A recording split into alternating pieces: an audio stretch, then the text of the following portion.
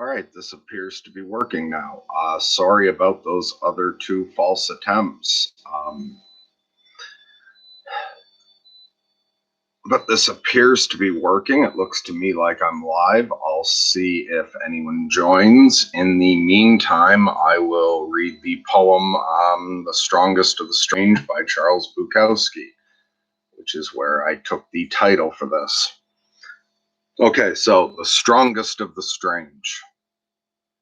You won't see them often, for wherever the crowd is, they are not. Those odd ones, not many. But from them come the few good paintings, the few good symphonies, the few good books and other works. And from the best of the strange ones, perhaps nothing.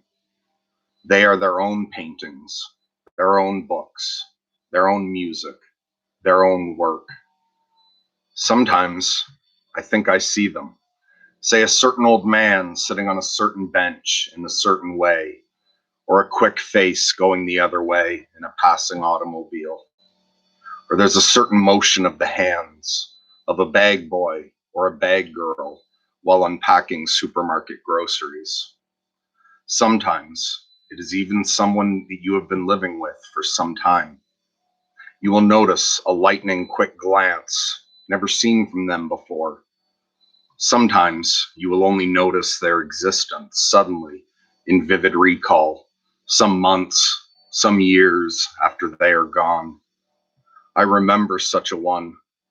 He was about 20 years old, drunk at 10 a.m., staring into a cracked New Orleans mirror, facing, dreaming against the walls of the world.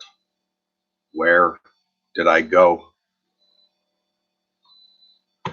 So Nolan and a couple other people have said that they like it when I read something at the beginning of their own of the stream. So there you go. That's one of my favorite Charles Bukowski poems. And all right, it looks like I have 7 people watching. Gloff says, "Hey, bud," and Grizz says they are their own work. Yeah, that's what I love about that. Grizz also says, "Cheers to the Chipmunk." Okay, so this appears to be working now, and yeah, sorry about those couple false starts. I know I can even do this private. I realized that after the last 2 times I tried to stream and it didn't work, and I messed around with a bunch of stuff and got the streams to start working again, just with it like on private, so it wasn't sending people notifications, and I even checked and it worked back here. But then when I tried to do it today, I got the same problems. If I disconnect the crappy little camera that I've been using, though, and just go with the built-in webcam, this appears to be working now. So Grizz says, "I think the router don't like that staircase much." I don't think that's the problem, because the first day I had this problem, I was sitting out front. The first time I had this problem was there's a really short video called Quiet Time with a Chipmunk. I tried to go live there and had that problem, and that's out front of the house where I've had no problem streaming before. Then I came back here on a different day and tried it, and it didn't work. And then I tried it on private as well, like in my house with the Ethernet the Ethernet cable connected, and that fucking didn't work. And I don't really know shit about computers, but I messed around with a bunch of stuff, and then I got it working again. I tried it a few times on private and had no problem at all. So I thought this was going to work, but apparently if I disconnect the camera and just go with the built-in camera, but that's why you've got this smaller screen and shittier reception. So hello to Gloff, Grizz, and Daniel. Great to see you all. And Vakur says, "Hi there, I'm glad to see you again." Dan says, "Hey, I'm from Quebec too, but I've been living in Winnipeg for 14 years. Cool. Actually, I was born and raised up to like 16 in Ontario. So I lived in Ontario the beginning of my life. And then when I was 16, my parents moved back. My dad took over his father's farm. Do I speak French? Yeah, a little, but not very well. Hi, Adela. So I've still been really low energy the past few days. Today I was really depressed and was doing better with it until I had these problems trying to go live. That was a real pain in the ass for me. And I don't enjoy working with computers. Like, computers are great when everything works fine and you just press buttons and it does stuff. But I get frustrated with it when there's problems. So earlier today, I was extremely depressed and had it well managed. Mindful of it. I was very aware of that other space in myself that is perfectly fine, that isn't depressed. But all these fucking assholes trying to go live and it fucking up twice really brought me down. So I guess this will be a stream of me in a worse mood than I thought, but that's all right. A lot of people have said that what they like on this channel is authenticity and just being open and honest about the difficulties of being bipolar. So at the moment, I'm both depressed and actively irritated by the difficulty getting this going. James, hi, thanks for joining me. Us says, is that the same chipmunk from the previous stream? I'm not sure. There's at least 2 chipmunks in the yard, possibly 3. And while both chipmunks are comfortable coming close to me, I'm not certain if both chipmunks have eaten out of my hand or not. Once one of them started eating out of my hand, when the second chipmunk would come out into the general area at all, it would go and chase him off. And he did that for days. He started sort of hoarding me. Or I don't know if different days, there was a bunch of days where I've only seen the one chipmunk at a time now, because one of them will chase off the other when I'm hand feeding. So I don't know if I've fed both of them or only one, or maybe there's 3 chipmunks here, but there's definitely at least 2, and I don't know which one this is.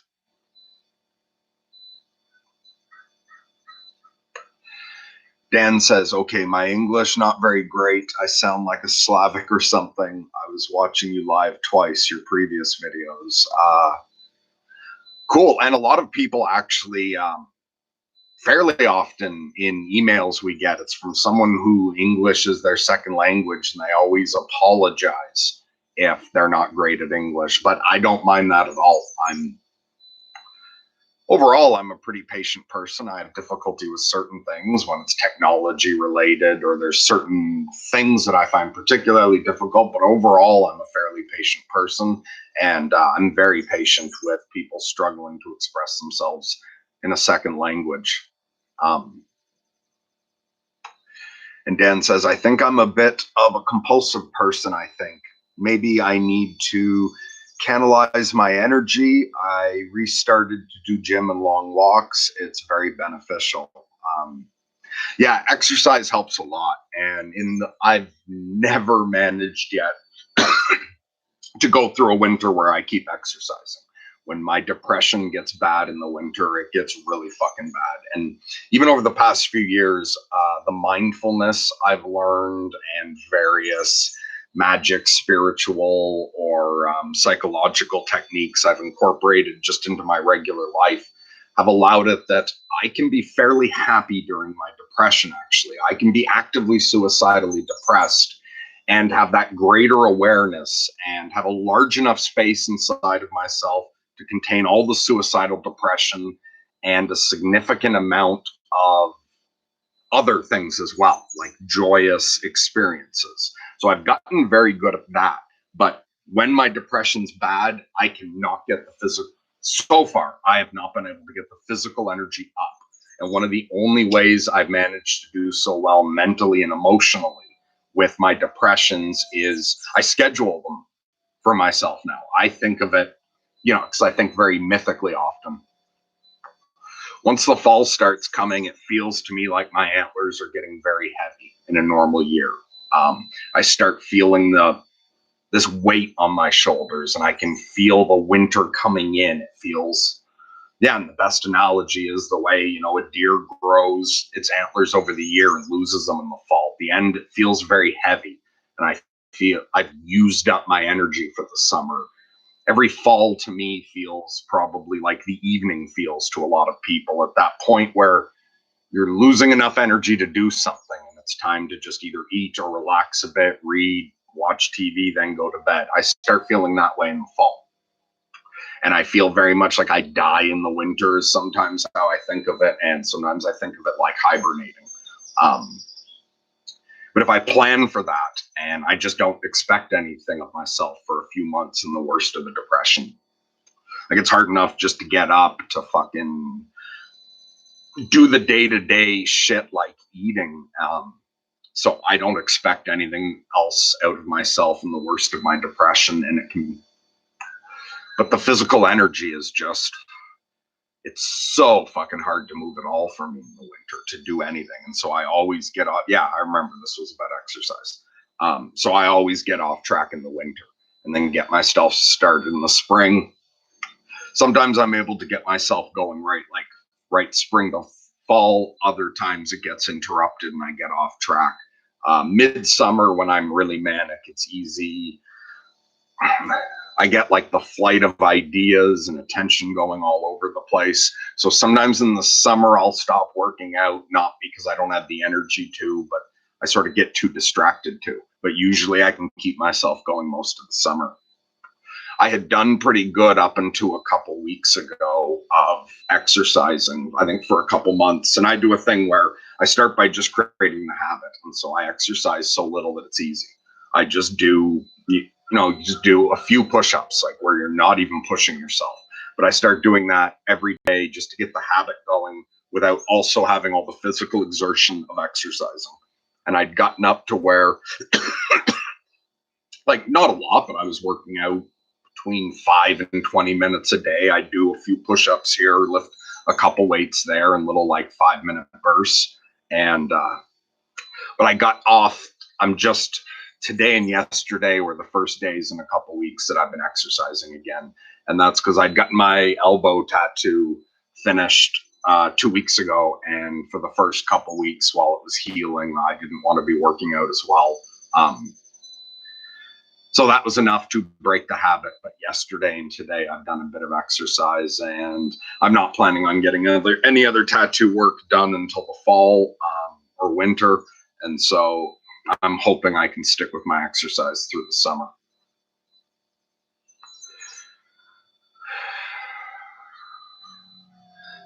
So Daniel says, I'm not a tech person either. Hold on, this is streaming past. I'm not a tech person either. How old are you? You went McGill, I read. Okay, yeah, so I'm 40. I went to McGill, the McDonald campus of McGill on the West Islands. I took the agricultural program. So my diploma from McGill is in farm management and technology. So I took the agricultural program that McGill does. And then Daniel, hi, Dust to Dust. Great to see you. Daniel says, I'm asking you because you seem kind of educated person. Yeah, so I did go to college, but that was agriculture, and I don't remember the majority of what I learned there. So most of the shit I talk about is shit I've either researched on my own, not in school at all. Like I do now know like a fair amount about things like philosophy, but that's just from studying it out of interest. And then everything I know about psychological shit is not from studying it. It's from being crazy and then having to deal with myself. And a lot of what I talk about is more firsthand experience, like just what I worked out on my own than things I researched somewhere. I did a ton of research and found lots of things that just were not helpful for me at all.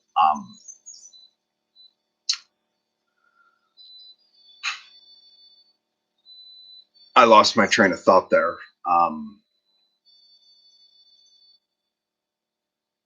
Oh, right. And when you asked how old am I, there was something I'd been meaning to do for a while, and I almost referenced when my birthday was going to be when you asked how old I was.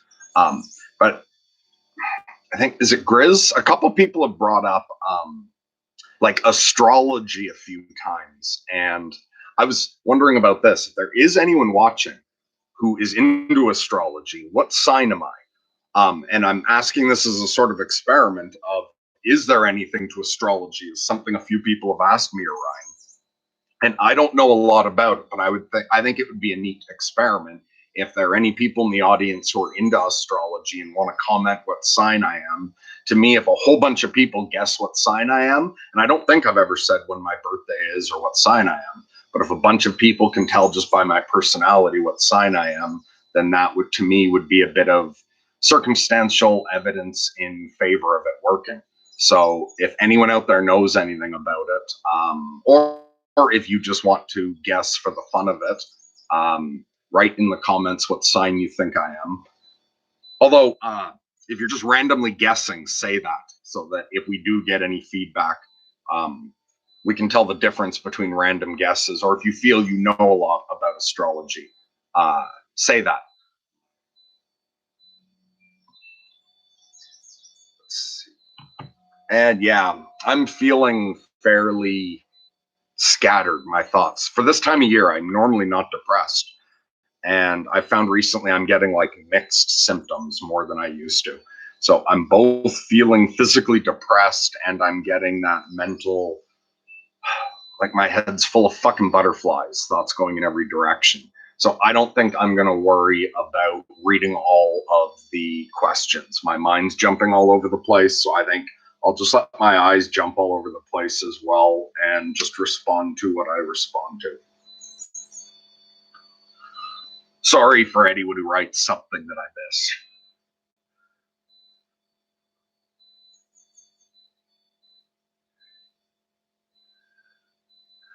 Okay, so trust the process says, what if I tell you that you have been dreaming all your years and are about to wake up? I would be very curious what waking up would be like. Having all my experiences with psychosis that I've had, I'm very aware of how profound all the brain in the jar experiment or thought experiments are. So I entertain seriously that we really don't know. That what we think of as real is real in the way we think it is. So it wouldn't completely blow my mind if I found out that this was some form of dream. Again, what do you mean by dream? Because if everything that I've been experiencing has been a dream, then what body's dreaming? I'm dreaming in what reality? But that would be very interesting to explore if that turned out to be the case and I was capable of perceiving it.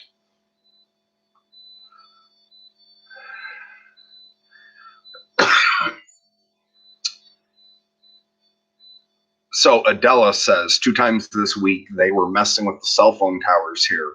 Happened to ask the Verizon guy if they were rolling out the 5G. He told me something like that.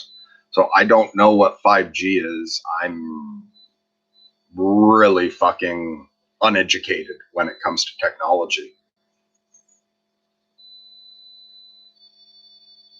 But anyway, I will pick something else to respond to. Okay, so Daniel says, yeah, winter are very strong in Winnipeg. I'm planning to get out of this city in the near future. I'm doing my things step by step. And then asks, how about concentrated vitamin D drops to help during the winter? Yeah, I've tried vitamin D in the past. I've tried those lights that give you the vitamin D the same as the sun. For me, none of that shit has helped at all. And from what I hear, those can be extremely helpful for people with like seasonal affective disorder. But I'm bipolar, and especially because my first 2 cycles were 3 years long, where I was depressed for 2 years straight, I know I can be depressed right through the summer if that's what part of my cycle I'm in. So it does seem to me that bipolar, whatever the fuck it is, involves this cycle. For me, it used to be 3 years long. Now it's a year long. And this year, my cycle's acting differently this spring and early summer than it has other years.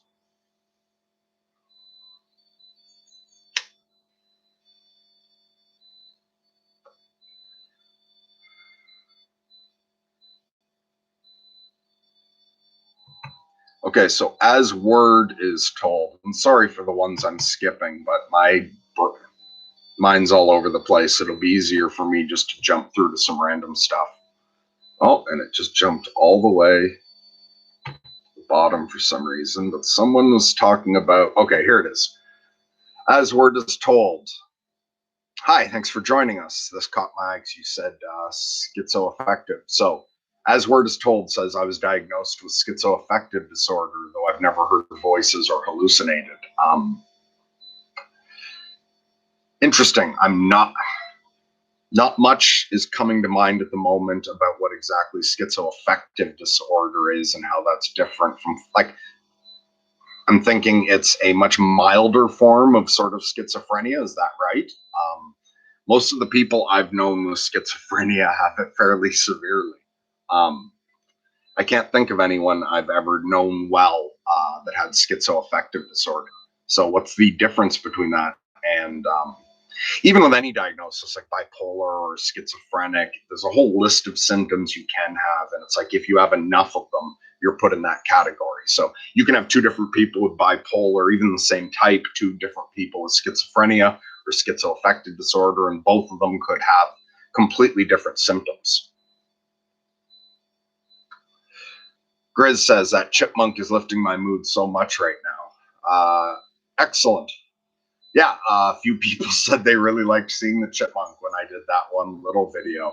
And I spend a lot of time outside with him. So I spread a bit of seed here because, yeah, I just spread out some seed when I'm hanging out outside and he shows up, or one of them does. So I'm glad you're enjoying that.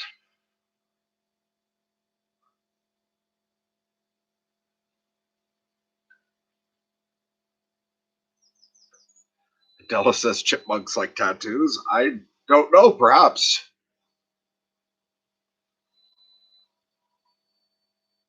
As word is told says, I don't know, sorting. There might be some social understanding of astrological signs. And Grizz says, my astrology interest has been self-centered enough I couldn't hazard a guess.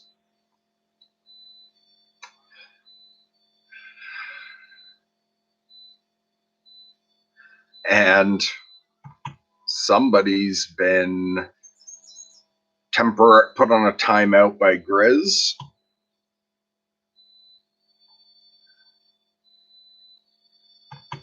Oh, I'll just skip back past whatever that problem was. Grizz says, my jaded experience with diagnosis is that they're used to justify the cost of pills to insurance companies. Yeah, like a diagnosis can be good in many ways, and diagnoses can also be bad in many ways.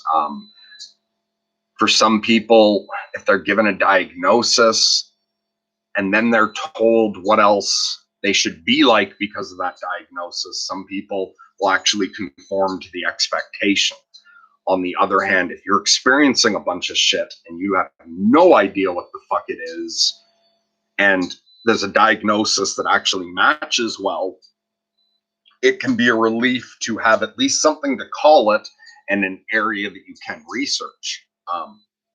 Also, and diagnoses can be limiting. So I'm not one of those people that believes in the mainstream medical model, and I don't allow the diagnosis to limit me. The way I look at it,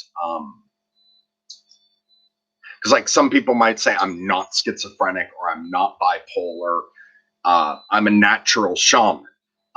And they'll say that because they want to distance themselves from the medical model. And really, the idea of the medical model is to get rid of all the symptoms. It's treated like any other illness where you're just trying to get rid of it. And in the past, even, we've killed crazy people, we've sterilized them, made it so they can't reproduce.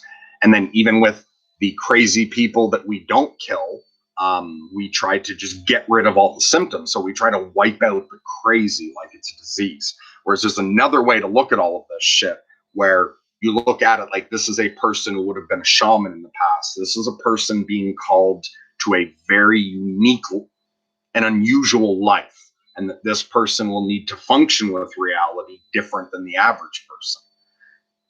I do treat it mostly that way, although I look into a lot of psychology and I take that very seriously. And good psychology can give us a lot of understanding about what's going on in enlightenment and shamanic practices and all of that shit. But I don't worry about how other people define it. So if I'm talking to a psychiatrist and I know that person is completely invested in the medical model, I don't try to argue with them about that. I will just say, yeah, I'm bipolar. And then I also won't lie and claim that I look at it the way they do, but I won't try to force it on them. And I'm fine with being called bipolar. I'm clearly bipolar. I match up really well with what bipolar type 1 is. The symptoms described, I have most of them for that, and I have them very strongly. So I have no problem being called bipolar in that sense. Also, I don't feel like that it limits me, because I myself define it more the other way. And instead of trying to get better, as in trying to remove all the symptoms, I'm trying to learn to cope with the symptoms. And yeah, even beyond that, to not just survive, but thrive. I'm trying to make use of the symptoms more as dangerous gifts. And I'm living more of a shamanic lifestyle, is how I deal with it. But I still have no problem with calling myself bipolar, because that's a very good description. Gives you a pretty good idea of the things I go through.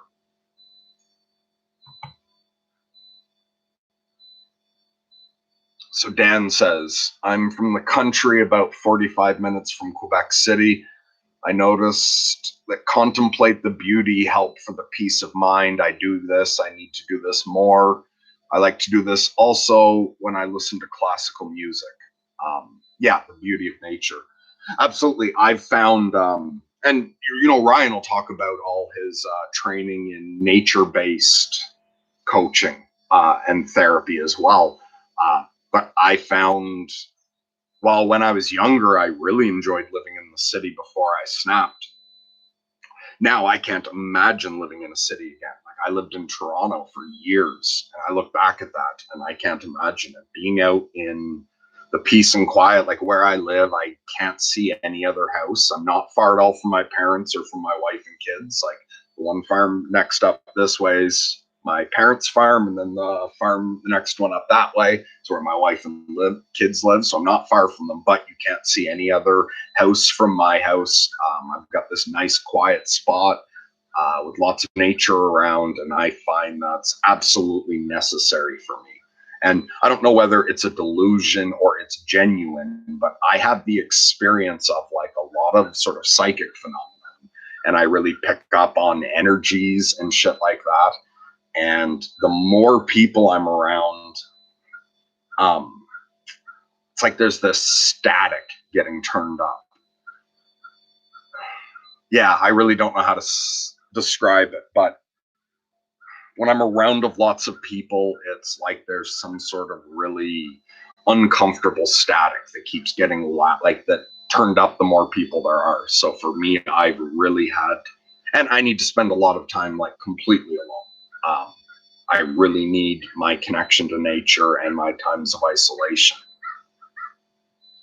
I don't know what that, but anyway, yes, nature's very important, and I find it really helpful. Like the past 2 summers, I used to hang out more out back by the water, and I made friends with some frogs a couple years ago, or last summer and the summer before. And like really, the frogs would almost eat out of my hand as well. I'd catch grasshoppers and give it to them. There's one big frog in particular that I could, if I was at the one little pond and he was down at the creek, I could call him and he would come hopping up from the creek and jump into the little pond to hang out with me.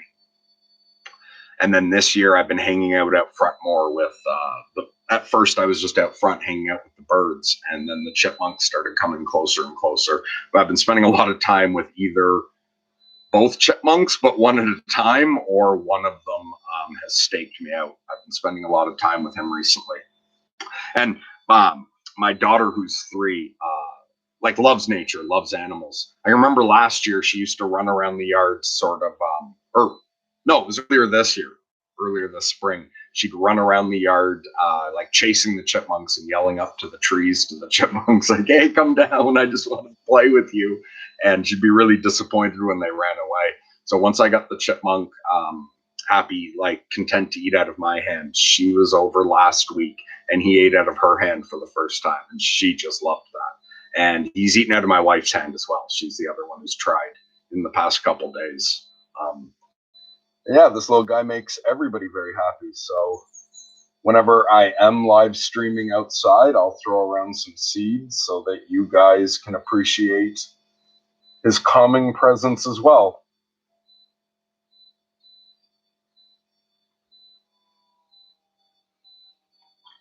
And I'm tired of talking already. It's only been half an hour. I know sometimes I can go on for a long time, but I'm already sick of hearing my voice. Sometimes I wish, I could just come on here and sit quietly with some people.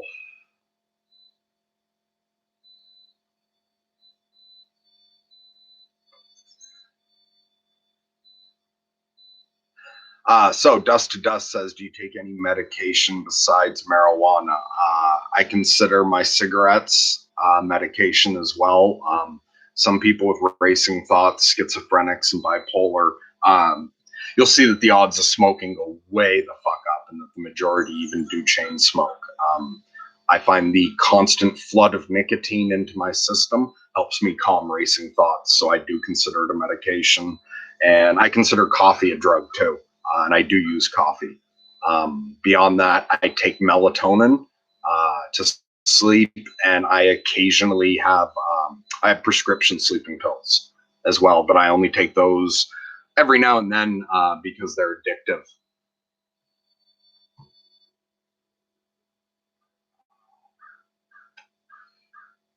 Dana Rumiko, I'm sorry I said that wrong, says, hi guys, hope I'm not too late.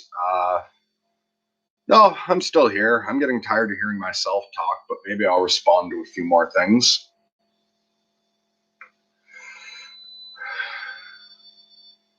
So an agreement, I love watching animals, ducks, geese, etc. Trust the process says, answer my question. Okay, wait, so I probably skipped your, or did I already answer your question? Or are you still waiting?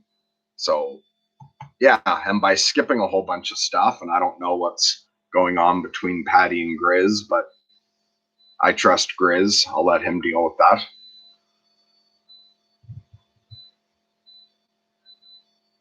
So Grizz says, LOL, you can totally just chill. It says Lunatic in the title.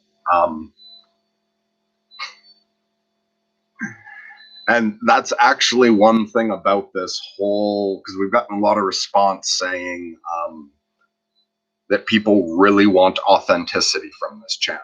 I guess I can see that. Like, so much of our media is so fake that, and we've had some people respond that they really appreciate the authenticity, and saying that, you know, it's courageous to be so open and honest and just authentic.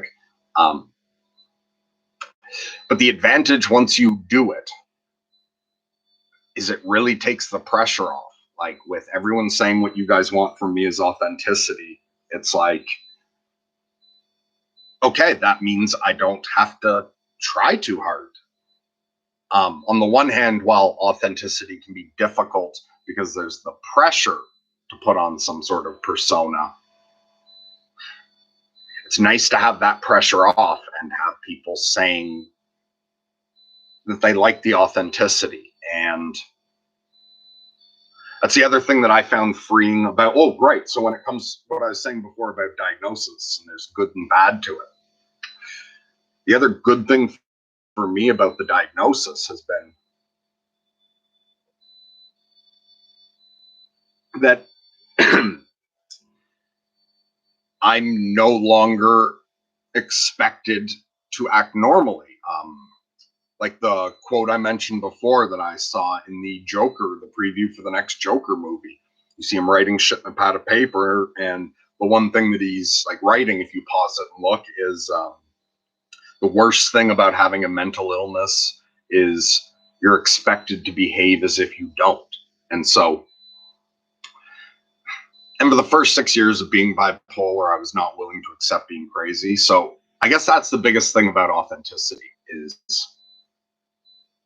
to just be yourself requires being more okay with yourself than a lot of us are. And it definitely took being more okay with myself than I was the first 6 years that I was crazy. But it's about 10 years ago now that I decided, like, that I accepted the diagnosis and I stopped thinking about getting back to normal. And that's, I guess, when I really started working on being authentic. And it took a lot of work just to be okay with that,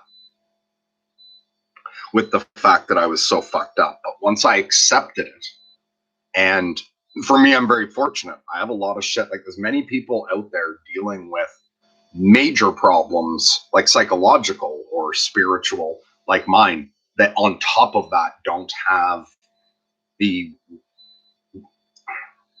same real world resources I've had. So I'm very grateful that in Canada we have disability, and I didn't even have to fight for it or anything after I got put on disability to begin with, like temporary, when they were trying to see after my first cycle if I could be, because at first the idea was maybe I would just have one cycle and it was just some sort of post-traumatic stress disorder and I could get back to normal. But after my second cycle, they were like, okay, no, this is triggered bipolar. Expect this to be lifetime. You need to stop trying to be what you were before and learn how to be this. And they just put me to permanent disability. And I can see their point. It's less even than what Yang talks about as universal basic income. But if you give someone fucked up like me just those basic needs, and a lot of people couldn't live off this either. I live somewhere very cheap, and it helps to be somewhere in like a depressed economy where everything's extremely cheap. But aside from my disability, I also have the benefit of my family who've been very supportive. And I don't leave my house often at all. So I don't have to get any of my own groceries. That's something that's too fucking much stress on me to go do that. So my parents, my wife, are willing to grab my groceries when they're doing theirs. And that allows me to live the way I live. I can live completely cut off from the world, and society at large is supporting me, and my family is directly assisting for me to live this lifestyle. And I know not everybody has that. Oh, right, yeah. And so the combination of that support and the fact that people no longer expect me to act normal, like if I was going to try to be inauthentic and hide that, like, I'm bipolar, if I tried to act like everyone else and hide it, that means I'm forcing myself to do the worst part of having a mental illness. I'm forcing myself to behave as if I don't.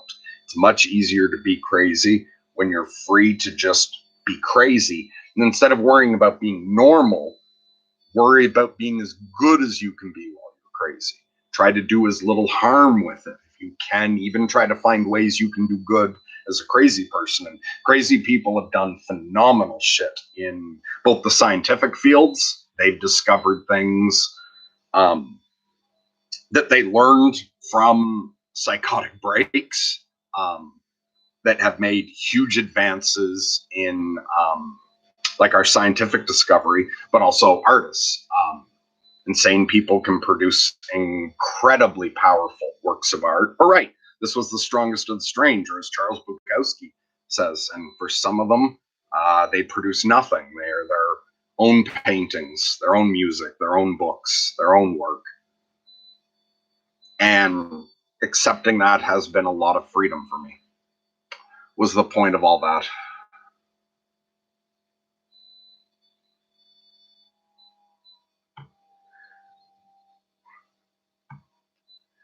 So Dan says, I take lorazepam to relax sometimes. Grizz said he asked about marrying a widow's sister. You caught his other question. Okay, so what was the question about a widow's sister? So that means you're asking about if someone's wife dies and then he marries his dead wife's sister. I have no idea what to say to that.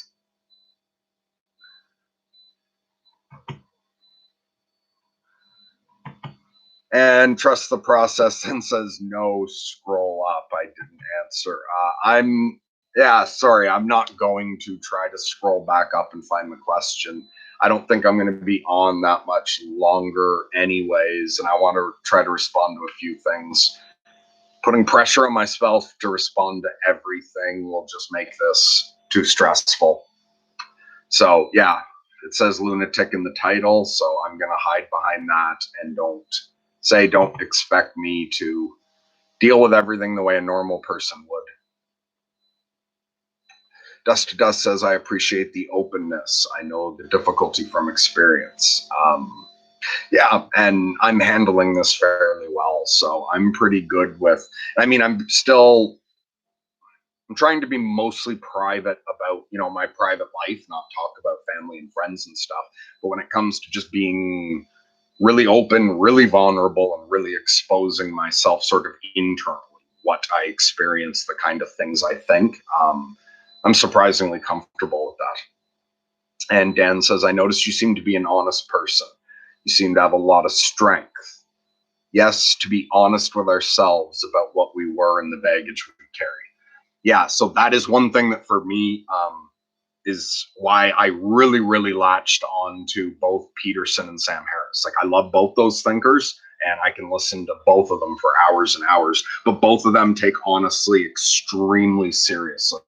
And that's what I really love about them, because I found, and this was the one thing when my psychosis came on, all the end of the world delusions and interacting with another dimension, a part of all of it, every time I've had psychosis, the big part of the message to me from God is how important being honest is. That's just always been a part of it. It's never wavered. Nothing that I interact with, like a god or an angel, ever varies on this. Like, even when I'm not psychotic, when I'm in a ritual state or meditation, I never get any disagreement on this whatsoever.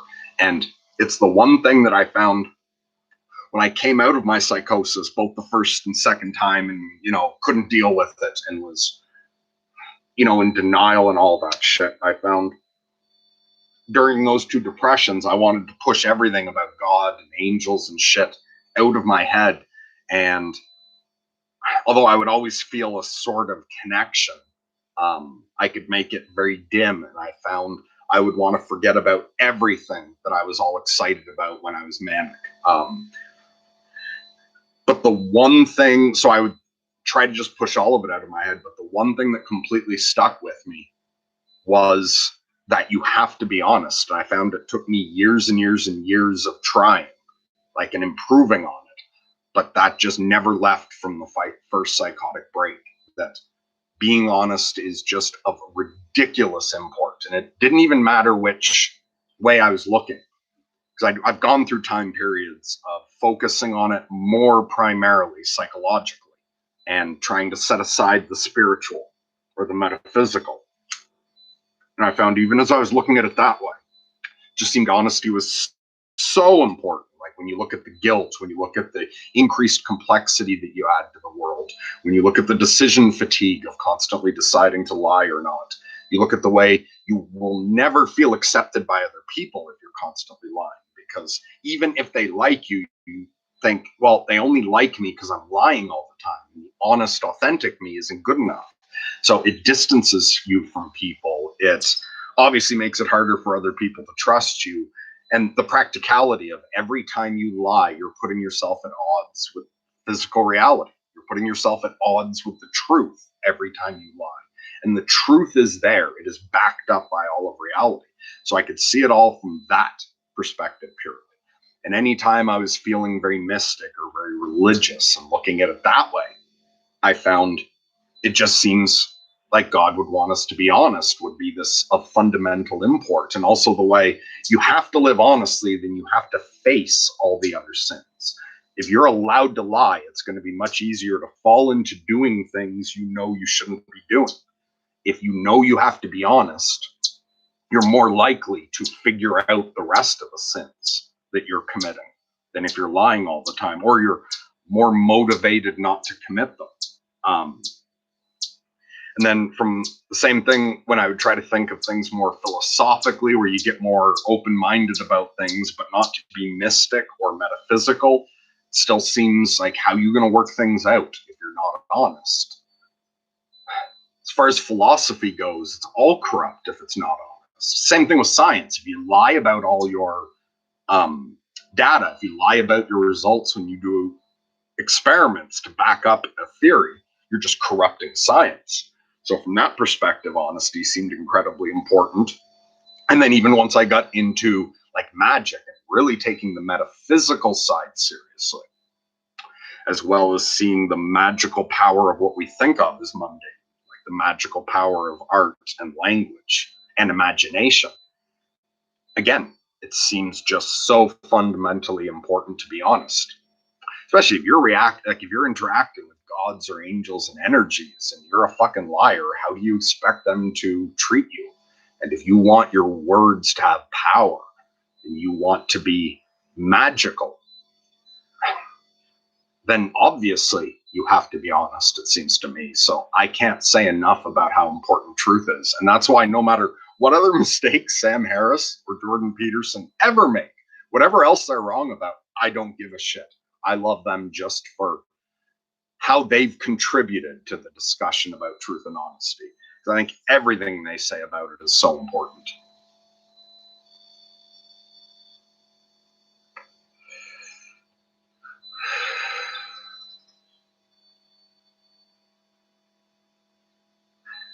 Grizz says it's good to be loved. Yes, it is. And if you're not being authentic with the people who love you, you won't feel loved. You'll feel like there's an imaginary thing you've created that they're in love with and that the real you isn't. Also, it's good to be loved by yourself, and it's good to feel that the universe loves you, that God loves you. That's also very good. So Twit from Uranus says, how old are you? I am 40. Oh, Grizz answered for me. Okay, I don't know how many I've missed, but I'm going to jump to the bottom again because I can't keep up with everything anyway.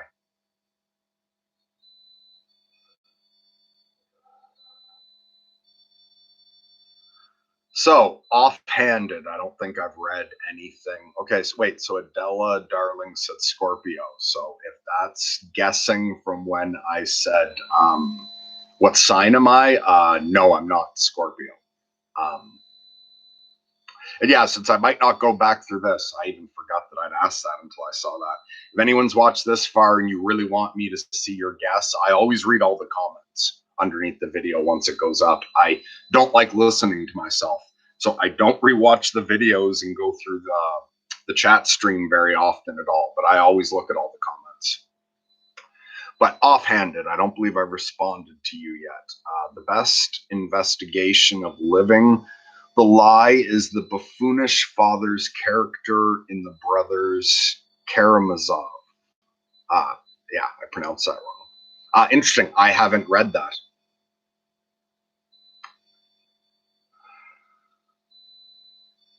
Grizz says, I know from the people who read philosophy, they talk about virtuous life, and today we just get virtue signaling. Yeah, and for me, another part of the freedom of insanity and isolation was, especially when I was a hermit, and then like I came out of it gradually, so my interaction with the world was very limited. I was able to completely stop worrying about what other people think, and it's such cliche advice. Don't worry about what other people think. But first of all, you can't not worry about what other people think when you're interacting with them. Like, obviously, I have to pay attention to how my parents and my wife and kids think about me. So you really can't just live that out fully. Even when I don't give a fuck what the rest of the world thinks, I always cared what my parents thought. So I don't know that you can just shut it off completely as much as there's that advice, but you got to be wise about who you care or whose Caring, you pay attention to.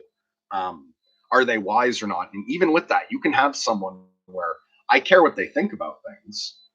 For example, and it becomes really obvious with a toddler. Yes, I care what she thinks about me, but you don't let her set the rules. I don't care what she thinks about certain things because she's not wise enough to make those decisions. And even say if I'm trying to deal with a psychiatrist or a psychologist, and I do find them helpful in the area of psychiatry and psychology, but I find that I just can't get anything from their thoughts on the metaphysical, and that perhaps they're very insightful with psychiatry, but they would say thinking about the metaphysical is wrong. Then I filter it that way, where I care what they think about this, I don't care what they think about that. And when you live more that way, then the idea of virtue signaling. Also, virtue signaling is when you think that there's this universal right that everyone's going to respond to. Because there's absolutely nothing we can do that everyone agrees on. So anything you're virtue signaling on, you're also pissing off all the people who disagree with that. It's impossible to impress everyone. Like, I really admire Jordan Peterson, and I really admire Lemmy from Motorhead. And those people are so different, and those crowds are completely different. So there can even be two different people I find admirable, and it's still, to be one of them, you're not going to impress the majority of the other crowd. So there just is nothing that pleases everyone.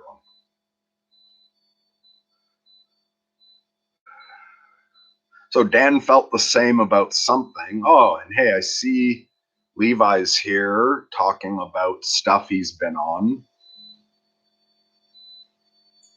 Hey, sorry I skipped so much of your stuff, Levi. I'm okay. You just commented. Excellent. I was just going to say, I missed you. And I want to respond to something. So here we go. The sun has just as an effect on the brain as the moon. When it's really, really hot and sunny, I often feel more elevated. Does that make me a solaric? I don't know. I've never heard that term solaric before, but I like it. Yeah, the sun does have a strong effect. And I find, other than this year, like things have gotten weird since I've been doing the channel. Other than this year, my bipolar cycle really lined up with the seasons very well. But I do know that it can also go out of joint with it. So while there is the influence of the seasons, if my bipolar is strong enough, it will completely override that. And I can go through an entire year, a whole summer, feeling suicidally depressed. I can also be manic in the winter. So it seems, but there's also definitely some influence, it seems. And I do, if I have to go through depression and mania like this, I do prefer that the worst of my depression is in the winter and that I'm feeling up in the summer because I can enjoy it more. Solar tick, not solaric. Oh, okay, yes. So solar tick. And Dust to Dust says, honesty can be difficult when the truth gets pretty complex, but being honest as you can does help. It's amazing how much I lie to myself sometimes. Yeah, and the other thing is, even, especially when you try to be completely honest, you realize you don't fucking know anything. And you realize that no matter what you say, it doesn't match up perfectly. Like that idea, tell the truth, the whole truth, and nothing but the truth. Nobody can fucking do that. First of all, our brains process a limited amount of what's going on. We process it incorrectly. Our assumptions, the goals we've set, affect how we perceive the world. Our memory's altered every time we think about it. And then on top of that, anything like, what the fuck does red mean? Or cold? Or any of this? Sad or happy? When you really try to be honest, you realize how impossible full honesty is. And to a certain degree, I've had to give up on trying to control the outcome. Like, I do the best to express myself, But then when it only comes across halfway what I meant to someone else, I don't beat myself up over it. You correct as you go. And I find that's any conversation with someone. It starts with us understanding each other poorly. And then the more we talk, the more I can realize, oh, wait, that's what you mean when you say depressed. That's nowhere near what I mean. We can all use words differently. So it's very, very hard to communicate, honestly, even when we're not actively trying to lie. So Levi says, I think it can be based on where you live. I get British depression. Yeah, I wonder what would happen to me if I moved to a different climate, because like the daylight really changes here in Canada. And my natural sleep cycle is that I want to go to bed shortly before the sun rises, and the sun's coming up. The sun's not actually up yet, but before 4 a.m. you can see the sky starting to get light recently. And in the winter, it's like it can be almost 8 a.m. before the sun starts getting light. And at the moment, it's not really fully dark till almost 10, whereas in the winter, it can be fully dark by 5. And so I wonder what would happen if I moved somewhere closer to the equator. But since my bipolar can override it, maybe, yeah, I don't know. I wonder sometimes if the way the seasons change here, that my bipolar lined up to it, and somehow that helped create the yearly cycle. That if I moved to the flipped climate, so that it was the same changes, but I was in the southern hemisphere, I bet you I would adjust fairly quick to switching the 6 months depression, like to match up to the seasons. But I'm not sure what would happen to me if I moved somewhere completely warm. I like living right where I am. My great grandfather built this house. Nobody but my family's ever lived here. I'm right by my parents. My dad's and my grandfather's farm right next to me. There's lots of wildlife here. It's low property value and cheap to live. So I do really, really like where I live. I even like a bit of winter. Winter just wasn't so fucking long. I'd like it better. Same thing with bipolar. The depression wasn't so fucking long. But even when it was not lined up with the season, it seems to be the same ratio, like 2/3 depressed, 1/3 up. So when I was on a 3-year cycle, it was 2 solid years depressed, 1 solid year manic. Now that it's matched up with the seasons, it's the coldest 2/3 of the year and the warmest that I'm up, but with both depression and with winter. Like if we got snow and cold and everything, but it was just a month or 2 of it, I would enjoy it a lot more. Grizz says, are you investigating the mood cycle change from your magical perspective? Yes, and I did do a ritual right at the beginning, like the technical beginning of the spring, not the beginning of actual spring weather. But when it still was like winter here, like feet of snow on the ground, I did a ritual on the vernal equinox to bring in summer energy early. And I'd forgotten about that until right before the summer solstice.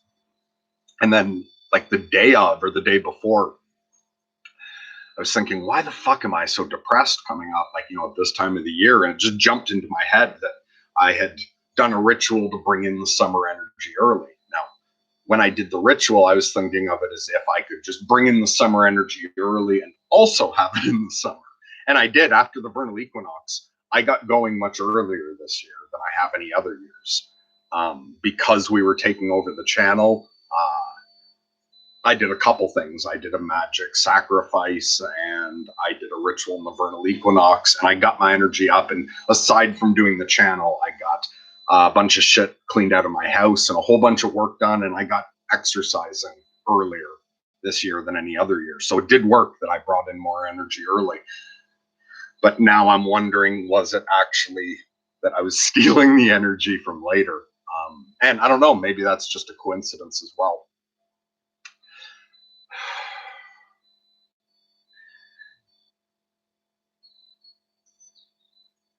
Gloff says, what did you sacrifice? I'm going to keep that private, but I will just say it wasn't anything like alive. I didn't hurt anything. But I took something that was valuable to me and flammable. And Yeah, I won't go any further than that. You need to keep part of your magic private, for sure. So I will discuss a lot about the magic, but I won't discuss too much detail of actual rituals I've done. I'll discuss things more in general. So I won't say what I sacrificed, but I sacrificed something extremely valuable, actually, um, in a burnt offering. So I burnt it as a sacrifice that us taking over the channel would be good with a capital G. That was God's definition of good, not mine. So I didn't try to control the outcome. I asked that it would be good for Andrew, for his family, and for his community, because, Andrew is giving it to us. So whether it succeeded or failed, I asked that I did it in a way that would be good for him. I asked that it would be good for Ryan, his family, his community, like that good with a capital G, not a good I'm trying to define.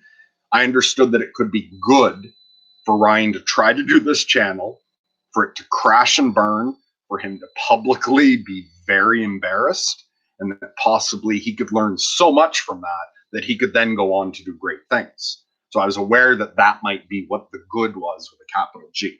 But I asked the same thing for Ryan, and I asked for myself that it would be good for me. Again, I don't know what's going to be good for me, though. Is it good for me to try to do something, fail horribly, and I don't know, humble myself more or whatever it is, but that it would be good for myself, my family, my community, and finally that it would be good for the audience, their families, their community.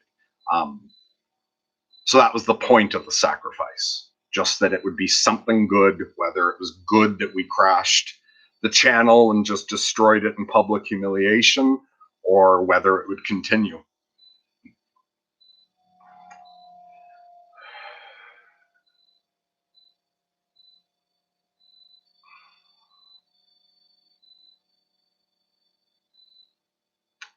So Levi says, I get depressed when it's dark and cold and wet. I can't skate. All my life, I've wanted to move stateside and move to Cali. Um,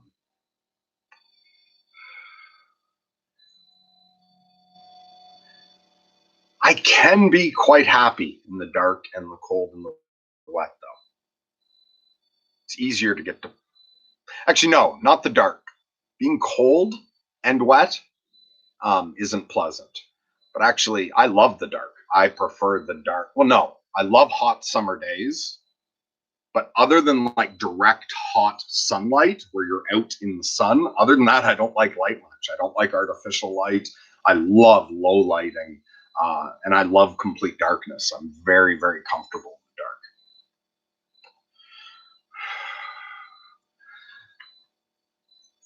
All right, I've been on an hour. I have missed some shit. Let's see how many people are watching. It's a dozen people watching. I got to take a piss. Do I just shut this down now and we'll talk again some other time, or do you guys want to sit here and wait while I go take a piss and come back? I will wait 20 seconds for someone to either say stop or we'll wait.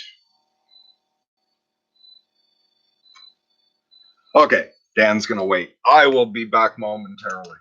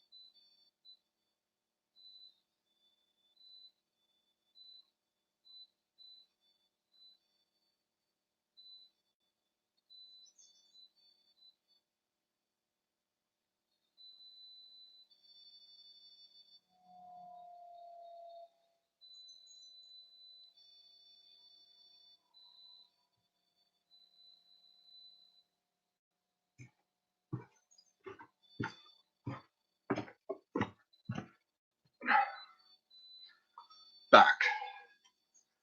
So, Gloff says, do you hide in the darkness?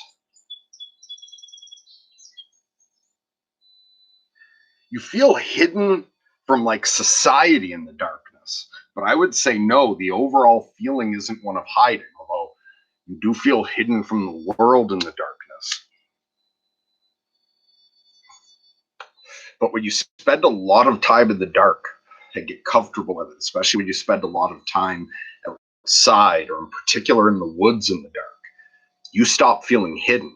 And you do feel hidden from people, like especially if you're in the woods and you're not far from the road and the car goes by, you feel completely invisible from that human.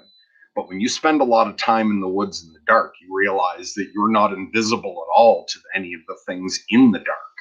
And rather than it feeling like hiding, it feels like stepping into another world when you really embrace the dark, especially if you're out in the forest. It's a whole different set.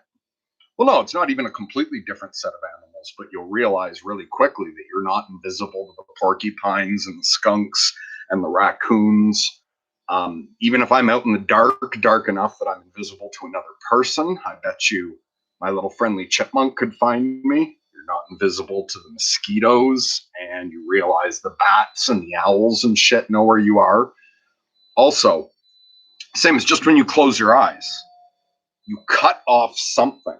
That certain amount of input you cut off, but you realize you don't cut off the inner world. And in fact, you increase your connection to that inner world. So I also find in the dark, I feel less hidden from God. Although being right in the sun, I feel very connected to God. But inside, where it's artificial light anyway, dark, I feel more connected to God. And in the forest, in the middle of the night, I feel as connected to God as I feel like out in a meadow in the middle of the afternoon. And I feel more exposed to the magical world. To the same way that when you close your eyes, you can sense that the inner world more. You can sense the imaginative or spiritual realms more easily with your eyes closed, even with my eyes open. I mean, even in the woods, it's not completely dark, even at night. Like there's a little bit of light if the moon's up, or unless it's a moonless night and very, very dark. But no, you're never in absolute darkness. But in lower light, like very dark out under the stars, I feel very connected to God, and I feel more exposed to my angel and to the same way as just sitting in the dark in the forest, you realize the nighttime creatures in particular can see you particularly well. I feel like the angels can see me particularly well when I'm in the dark.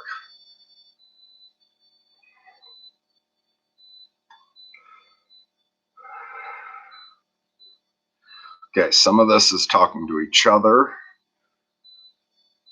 Okay, offhand it says, random fact. Right now the temperature of Lake Erie is 69.6 degrees. Thank you for that update. Anybody close enough to go swimming in Lake Erie?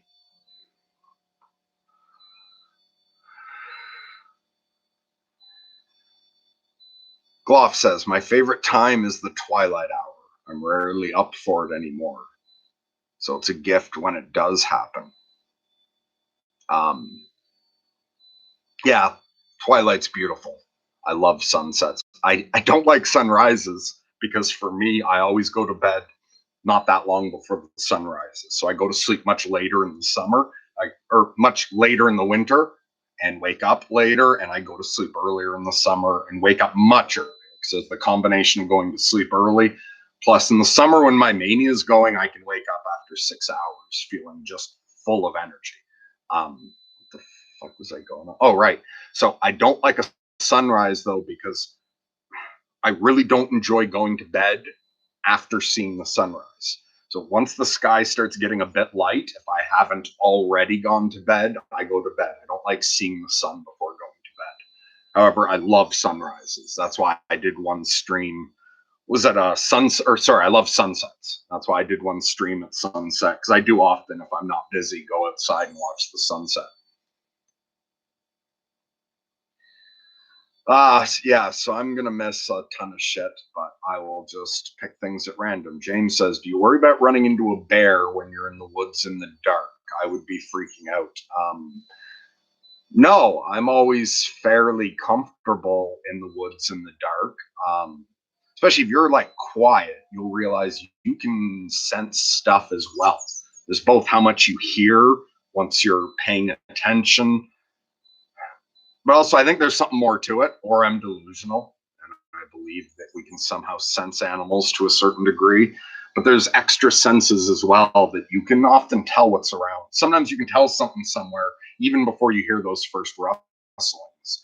Also, when I lived at the house I lived in before, which my wife and kids live in now, farm right over there, it's really surrounded by woods. Where I am, I have a little bit of woods, and then there's a lot of open fields. Um, but back there, when I lived there, there's an apple tree right behind the house. And one winter, was it one winter or two? I think it was 2 winters. So a black bear found that apple tree and loved just climbing right up into the apple tree and eating the apples out. He'd climb up and even like sit on top, and he'd crush the whole top of the apple tree flat, where he'd climb up it and sit on top eating the apples. But the apple tree was right beside that house has an outdoor wood stove. So like the actual firebox is outside and it heats a tank of water that's runs into the house like through a radiator system. Anyway, it has that system. So every winter you got to go outside a few times a day to fill the stove outside. And that bear would come to the house in the fall. Like late fall, the apples would still be there and you'd be needing to run a stove, and that bear was just up in that tree every single night. And so when I went outside to fill the stove, I would, but as soon as I turned on the outside light, the bear would just jump down out of the tree and run off. Like at first, it would run off when I came outside.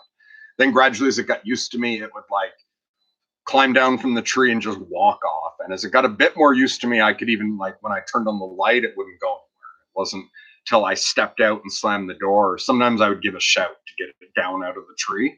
But for the second winter that it was outside my house, it didn't run off anymore. But every time I came out, it would just come down and walk back out. And there were a couple times, especially early on, where I'd forget and I'd be right by the tree when the bear came down. And it always took off the other direction. I've never had any. I've seen bears fairly close a bunch of times, and that bear I never worried about it. Like my dad asked if I wanted it gotten rid of, and I found it no problem at all. I liked the bear perfectly fine. Some other people didn't like it, and so often if someone was visiting me and was going to leave at night, I would go out first to scare the bear off. But I never had any problems with that bear. So no, I don't worry about it out in the woods. Or there's a coyote right in my yard the other day, and I went outside to see if I could get within. I don't know. I got maybe 50 feet from it, but I find most predators like around here, and I wouldn't do this shit with a grizzly bear. And I understand there's far more dangerous shit out there, but in this area, like black bears are not aggressive if you're not between them and their kids, or if they're not fucked up in some way, like ill or injured. Or I know, like when the overpopulation forces black bears to have to go into populated areas, they can become more dangerous. They're in a stressed out environment. But I find wildlife, even predators, if you're relaxed and you know how to behave with them. Most of the time when I see predators, you just sort of look at each other, um, and you let them turn and walk off, or you slowly take a step or two back to show them if they're really looking at you. Or, yeah, no, other times, like if there's a bear in the yard or something, you need to go, like just banging some pots together is enough to get rid of a black bear.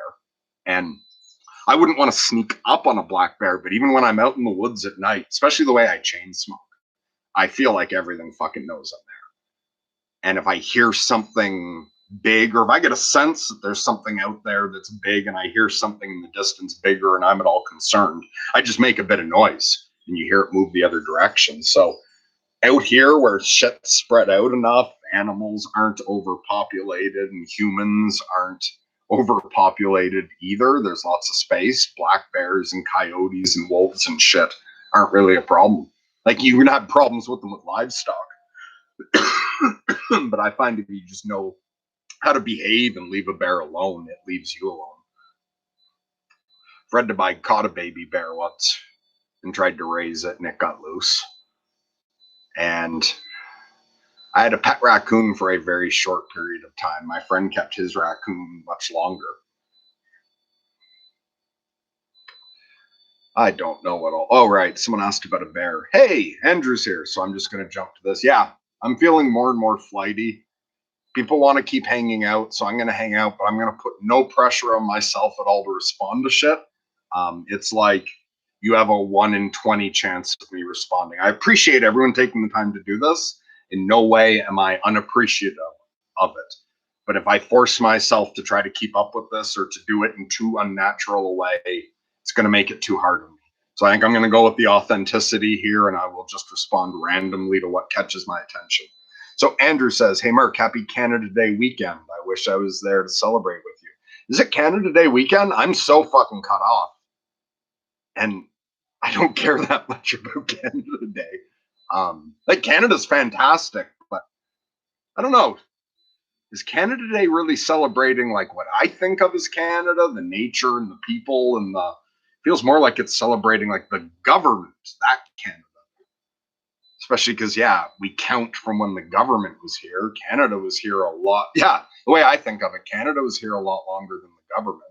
But on the other hand, no, to anyone who is, I guess it is Canada Day weekend. Anyone who likes that shit also, I don't look down on that at all. Like for me, for instance, like St. Paddy's Day means nothing to me, but I think it's cool if that means something to someone else. So to anyone who does like that, happy Canada Day. But that's never really mattered much to me. How things going with you, Andrew? And yeah, sorry, we haven't done that podcast yet. Ryan's been really enjoying his vacation, and I told him not to worry about doing any podcasts or anything with the channel unless he felt like it. So I know it's been a while since we planned to do a podcast, but as soon as Ryan's not so busy, we'll do one soon. But how's shit going with you lately? Okay, Jabe's like the bear story. Good, because I just get fucking rambling and I don't know what I say that is actually worth saying. Daniel says bear spray in the pocket could be helpful. Yeah, if you were nervous about that, I'd say that. But again, maybe I am like there's that criticism of being too naive and feeling the world's too safe. I think I've always had a certain degree of that, especially when I was younger. I did have it fairly strong. And I try to keep myself more aware of that. I try to like actively be aware of how dangerous the world is. But I think I'm fairly aware of the danger in the world. Yet, and this has also come from the spiritual, especially magical practices. And again, maybe this is all fucking delusion. I'm explaining this is called Lunatic. I'm explaining what life's like for me. I don't know what of this is real and what's what. But I feel I've spent almost a decade living with this angel. And over the past few years doing a lot of magic, I feel very protected. I have so much experience in dreaming shit that happens, psychic phenomenon. A lot of the bad shit that's happened to me over the past couple of years, I've absolutely known it was coming. That I feel fairly protected to begin with. But I do also feel like as dangerous as the world is, if you don't step off your own path, you're safe. Like there's nowhere that's dangerous for everyone. Even like a bad neighborhood, a war zone, a certain climate, like environment with predators. Not every environment is equally dangerous to every person. Some people can go in some environments, other people can't. And not all environments are dangerous. So I'm not fooled into thinking that all of nature is this fucking easy. Also, I'm really aware that to a certain degree we've tamed nature. Actually, I don't know. But from what I understand, there was a lot more wildlife in the past. So maybe we've wiped out certain things that would have been a danger. But it seems to me like this area is fairly safe.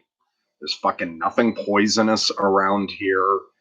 The predators just aren't aggressive. Like they'll go after livestock, but no one gets fucking attacked by a bear or a coyote or a wolf or anything around here.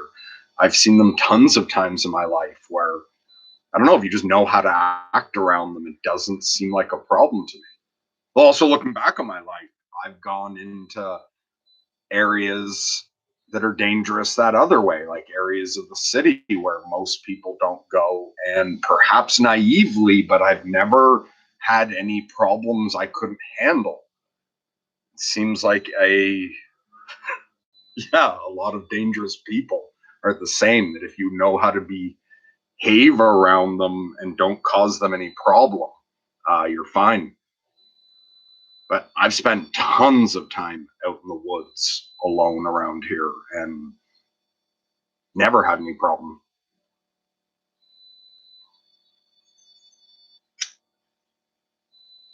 All right, so Dust to Dust has given me permission to not respond to everything. Thank you. And Levi says, I like to think my guardian angel is like an ET, kind of like the film ET. I think angel could be an allegorical term for alien. Absolutely, it could be. Also, I mean, really, what do we mean by alien? An angel could simply be something from another dimension.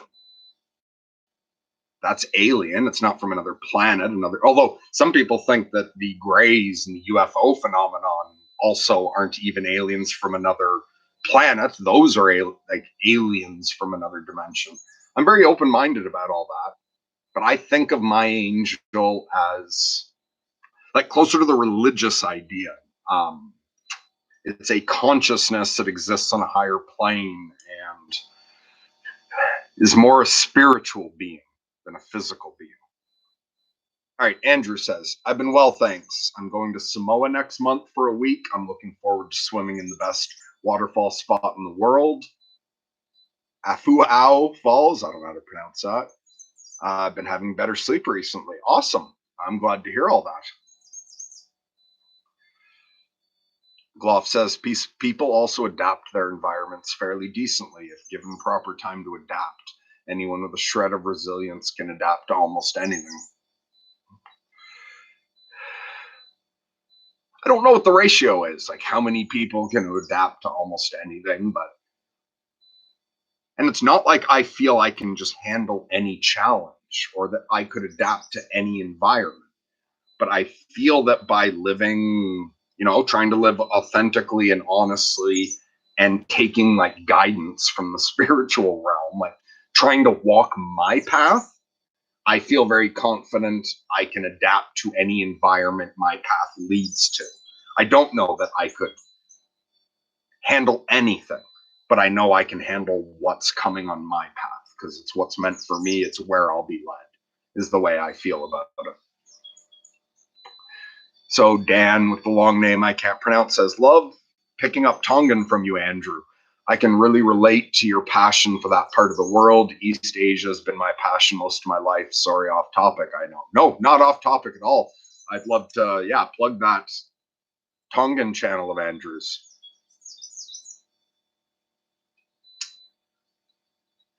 And Andrew says he didn't realize you were watching those lessons. Happy to hear that.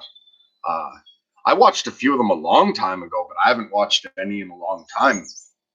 Has anyone else here been watching Andrew's Tongan lessons? Also, Andrew, are you still planning on putting out a video soon? Last time I think I went live, you were talking that you might put something out on your Andrew Jokum channel sometime. Is that still being planned?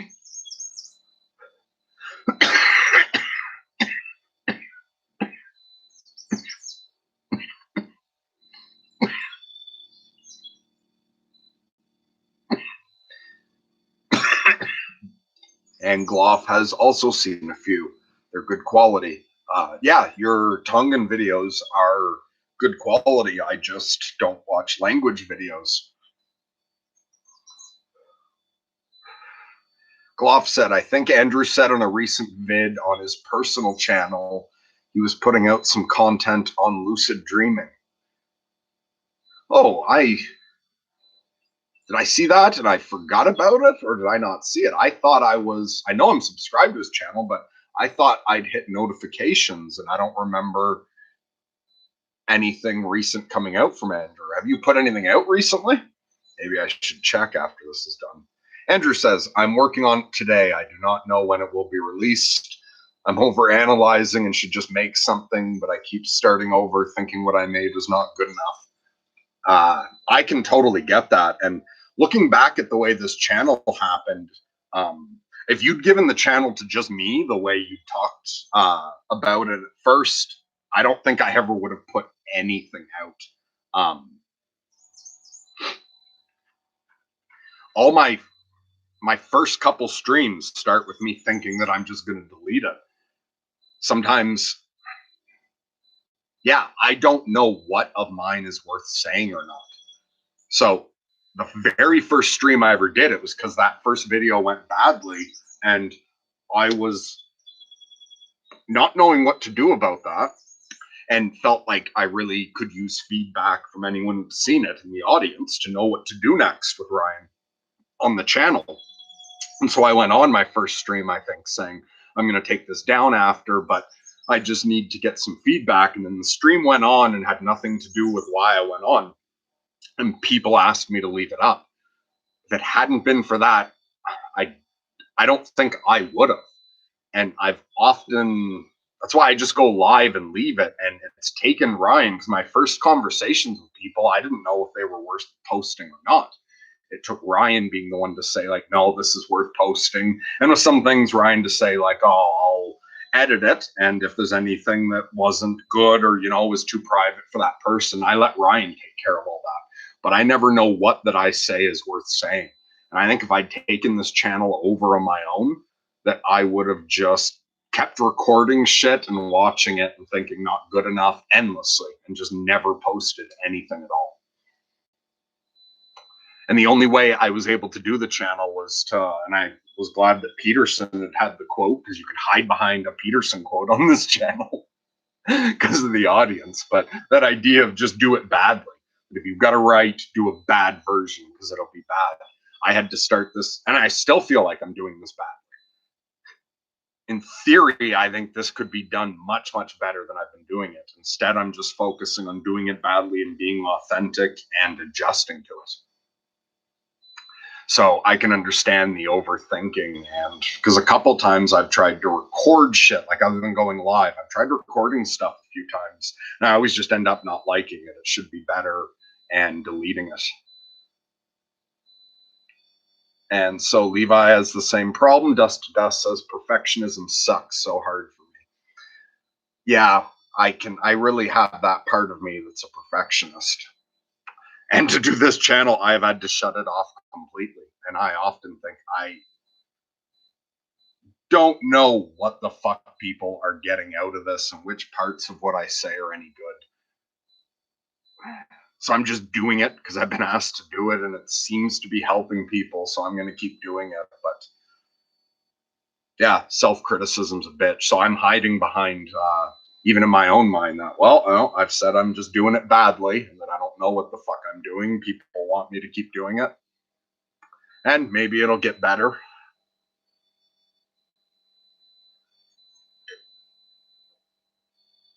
I really live my life in all aspects where I just try to do the best I can in my moment of now constantly. And I've really tried to give up controlling outcomes and just accepting that I get what I deserve in the end. Dan says, man, this channel is pretty interesting. Well, thank you. I'm glad you get something out of it.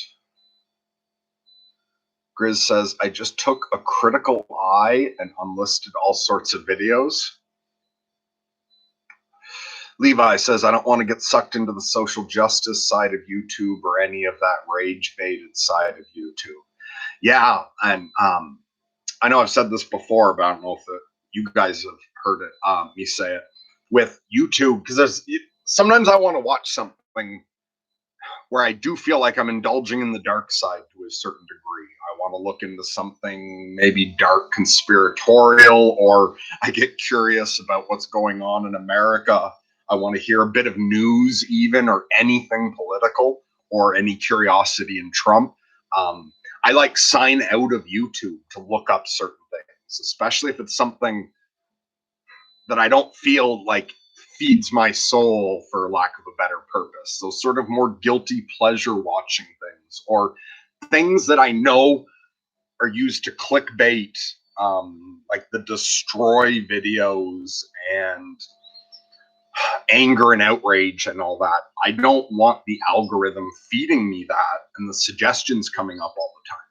So I sign out. I watch a bit of that shit when I've decided like I'm feeling positive enough. I'm not watching too much of it or whatever. But I decide when to watch it, and I sign out of YouTube so that the algorithm works for me, not against me. Everything I watch while signed in, or almost everything that I watch while signed in, is something I want to be encouraged to watch more of. Like uplifting content or lectures or educational material or audiobooks or music, all of that kind of stuff. Or the videos on toy collecting, that kind of stuff. I do signed in, but if it's something dark or just anything that gets into too much conflict, I sign out first. So as much as there are problems with the algorithm, you can make it work for you if you sign out when you're indulging in a guilty pleasure and only look things up and watch things that you're happy to be watching. Merc, call me Dan or Daniel. My nickname is a pain for folks to pronounce. Okay, I'll go with Dan for you, because there is another Daniel, although I don't know if they're still online now. Gloff says the irony route for my channel is looking more and more appealing every day.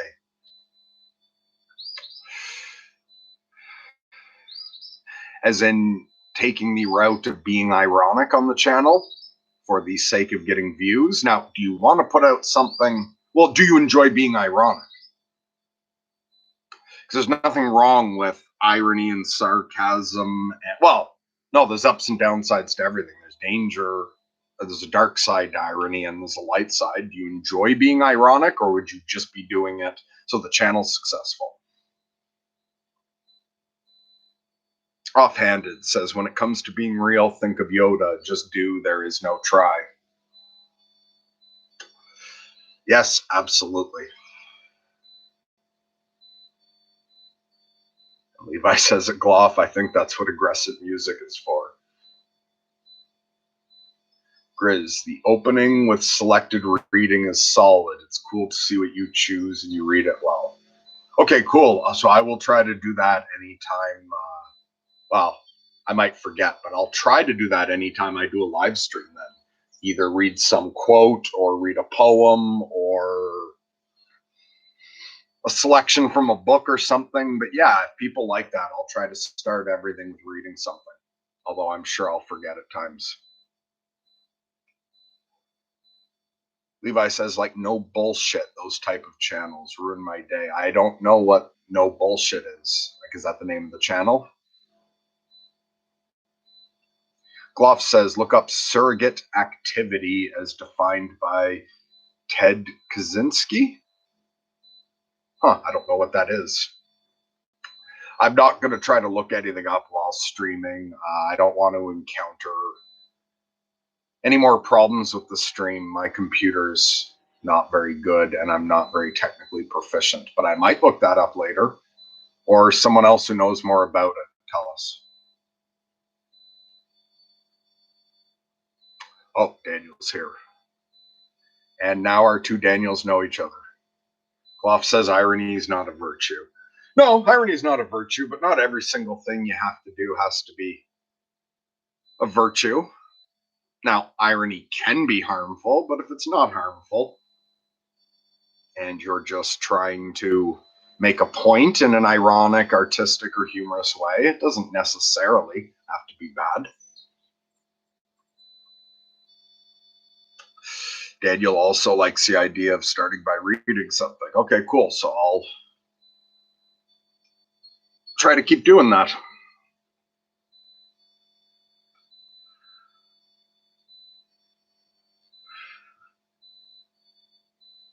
Levi says, I feel like people have full-blown orgasms when they point out irony online. Starts with, oh, the irony.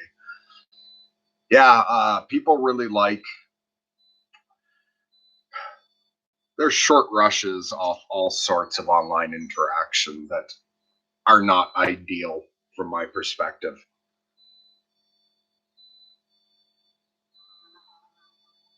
Anyone else have anything to say that was important that I missed earlier?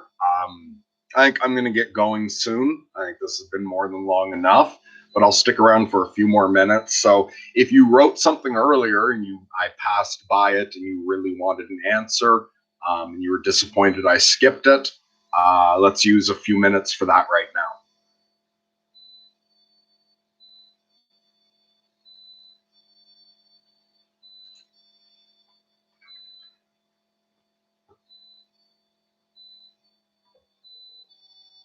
Gloff says I might conk out. Good stream, Merc. Wish I caught more of them, mate. Have a good Sunday. Yeah, thanks for joining me. Yeah, I know you're not up late, and I'll try to do some more streams during the day over the summer for you. Grizz says thanks for the stream. Have a good day. You too, Grizz. Levi says it's been weird the last 10 years. Been trying to teach myself comedy has been really eye-opening with how the human condition is and why we find things funny. Great stream, Merc. Yeah, examining almost anything about us can be really eye-opening to much more. It's amazing how interconnected everything is. And I can imagine that just going into studying comedy would really lead you to studying human nature, all kinds of psychology. Offhanded says, do you view energy as a finite source or commodity? Depends on the type of energy. I think like God's energy is infinite. In my own cycles, because I often think of certain things like there's manic energy. I think of depression much more like an energy than anything else, or at least part of depression is an actual energy.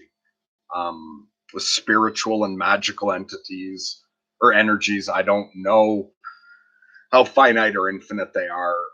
I don't know if I can tap into more, like if the energy's there much more infinitely than I'm able to tap into, but my own energies feel, well, they keep replenishing, but it seems like it's a finite amount that is constantly being replenished, and that the rate that it's being replenished varies, and the rate that it's being drained varies.